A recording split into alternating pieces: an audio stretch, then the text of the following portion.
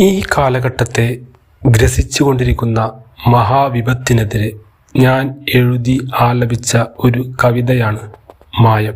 മായമാണഖില വസ്തുക്കളിലും മായമില്ലാത്തതൊന്നുമേ ഇല്ല ഈ ഉലകിൽ. മണ്ണിലും മായം, വിണ്ണിലും മായം, മണ്ണിൽ വിളയുന്നതിലെല്ലാം മായം. കടലമ്മ കനിയും മത്സ്യത്തിലും മായം, കൈരളിക്കു കനിഞ്ഞേകിയ കരിക്കിലും മായം. മായം നോക്കാൻ നിരത്തിൽ ചീറിപ്പായും വകുപ്പുതൻ വണ്ടികൾ അങ്ങോട്ടുമിങ്ങോട്ടും.